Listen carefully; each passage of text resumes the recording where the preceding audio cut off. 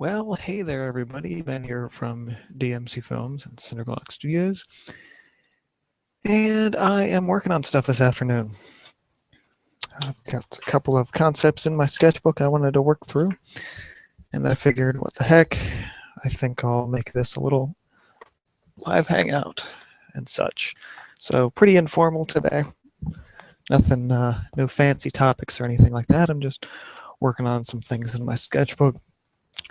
I don't really have a lot to talk about, but in case I think of something, I'll start talking, really. So basically, it's just going to be me drawing for the majority of the afternoon here, or for an hour, whatever it is, so whatever it's going to take me to do this. So before in the description box, I said, oh, I should actually have my chat window open too, so I don't forget about this. Can I pop this out? Maybe. No. No, I can't pop that out. Okay, well, I will be happy to over here then. So, I'm working on a little thing from my sketchbook. I want to not starting in Photoshop, I'm starting in Sketchbook Express, which I do quite a bit. I think it's just called Sketchbook Desktop now if you get the latest version, but yeah, pretty good little program. It'll be a nice starter and help me get my line work taken care of.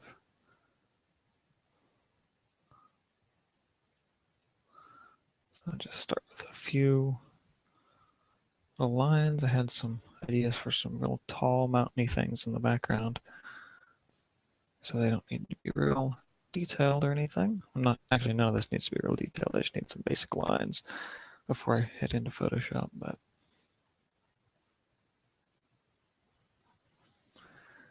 so the main section of this is just sort of a hill.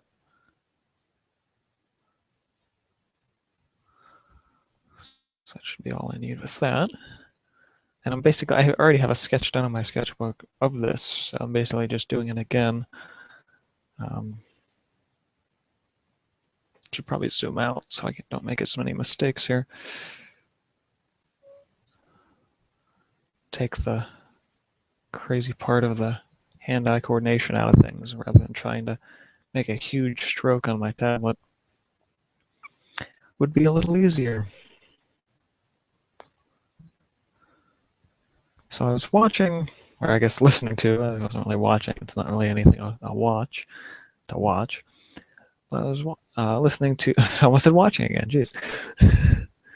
I was listening to the recent Chris Oatley Artcast, and if you haven't haven't checked it out yet, I definitely recommend doing so. It's chrisoatley.com/JE2. You can actually do JE1 and then JE2, say it's because it's part 1, part 2. But towards the end of his podcast, being a traditional character designer, or not digital character designer and character development, when he still worked for Disney, talked a little bit about at the end of the podcast about if we are losing our interest for the tactility of traditional media. And discussions are always really good down in the comments section on his site. Of course, I added my little 2 cents, and since it was still within the first week or so or the first day of uploading, he got back to me and left a little rebuttal comment and things. But my thoughts on it were that I don't think we've really lost the tactical love of things. As I don't even remember what I said now. I talked a little bit about in my little 2 short paragraph response about how I talked to a lot of you here on YouTube. Many of you are high school age young artists who looking for advice, really. And people I find on DeviantArt and forums and things like that.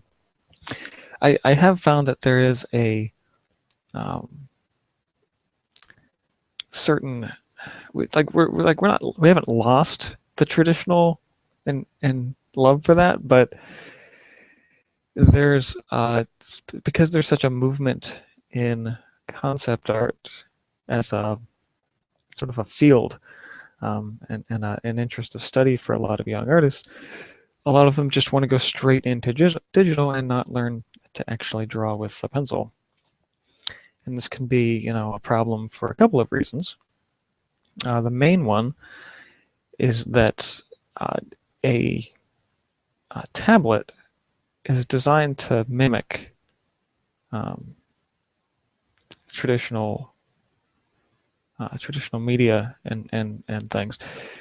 And so in order to really understand how that's, being replicated, you can't understand it unless you do it. And so I guess my thoughts on that are basically like, we haven't lost our interest in traditional arts. We've just, it's sort of, people's mentalities have changed to like, oh, I want to get into digital art. So, but I don't, because that's all I want to do, people just completely shut out the idea of starting traditionally. And this often causes people, it's like, I don't understand pen pressure, I can't understand color and value and painting. And so we haven't actually done it. Have you ever mixed your own paint, And I know this is, again, probably going to sound really biased from me, but it's, it's so true. And what Chris responded in my comment was how in his online courses, on how he's really trying to promote the idea of, I think, what did he call it, tradigital. So the idea that, your workflow shouldn't just include one, especially, I think especially for digital artists, that, you still need to keep, a sketchbook. I think there have been a few artists I've seen on YouTube that have done like, oh, this is my digital sketchbook, and this is all I do is a digital sketchbook. And it's like, how do you take that with you? I mean, granted, yeah, if you can afford it, you can get like the Cintiq Companion or something and just start using that, and keep everything on the go. But it seems like so much more of a hassle. Like it's still, whether you have the Android-based one or the Windows tablet based one, it's so strange to me that it's just like, okay, it takes a little while. You gotta press the button and start it up and wait a couple of seconds, and then open up your program. I mean, I'm on the go. I wear cargo pants all the time, so I keep a little 5x7 sketchbook in my one of my side pockets. And if I'm anywhere, I can just pull that out, either jot down a note or an idea or a quick little thumbnail sketch, and then be on my way. I'm not putzing with a computer or something. And that's, I mean, I love technology. I love computers and all that fun stuff. But at the same time, there's a limit. You gotta get something there. And excuse me 1 second.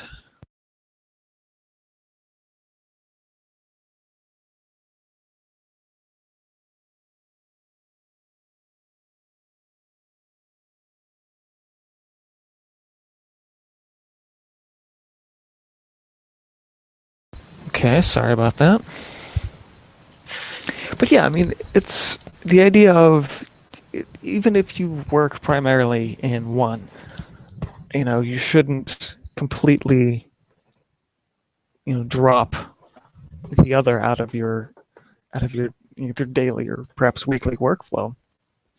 I mean, I am definitely a traditional artist. I don't think I would ever trade my paints for, just Photoshop or just, whatever, Psy or Krita or what are some of the other good ones, Coral Painter.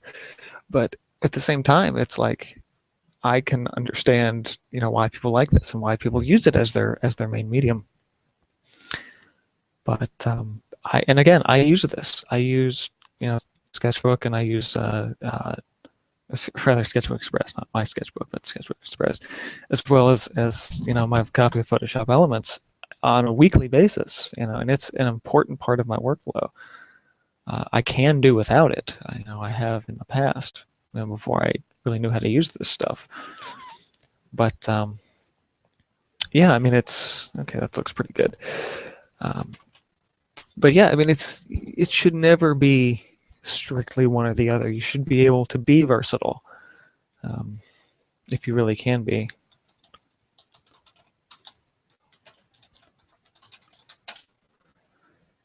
All right, we're going to open up Photoshop.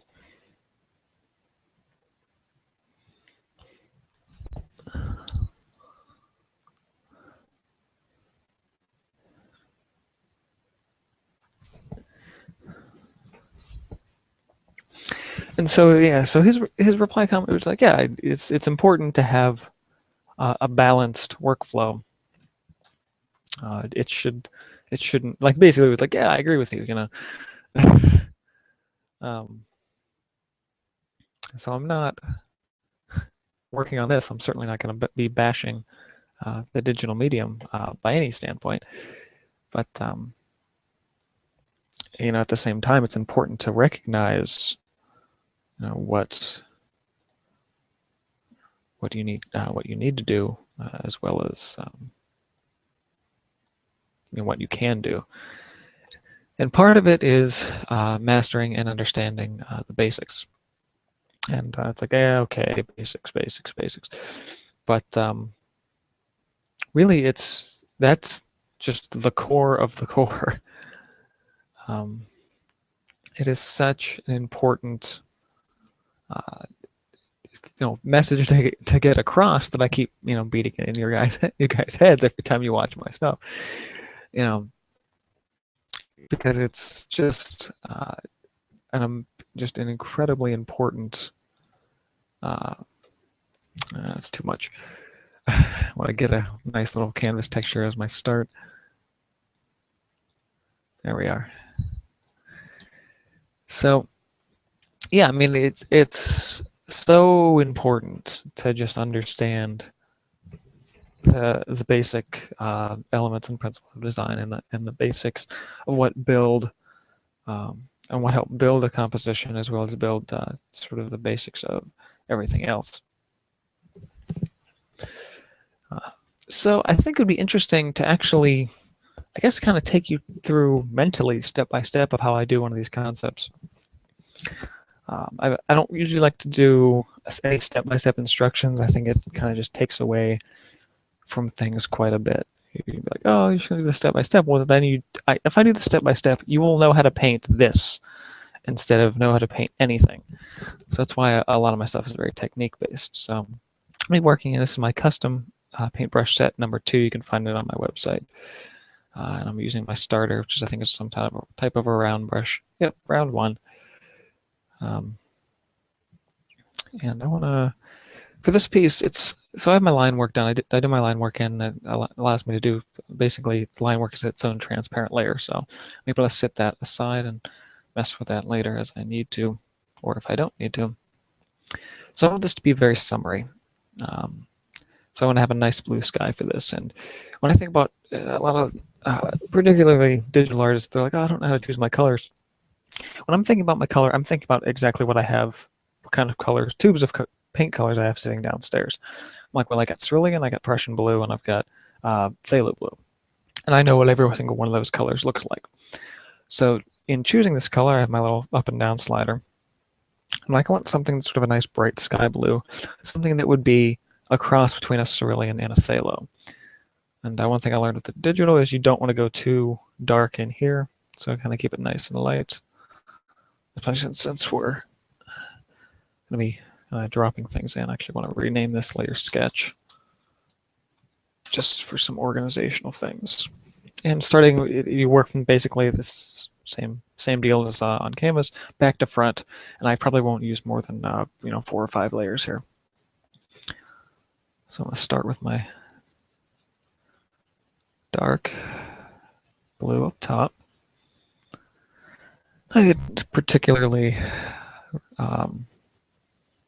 know what I wanted to do with the sky. I mean, I know I want my light to come from up here in the corner, so I actually want to keep my bluer a little bit lower.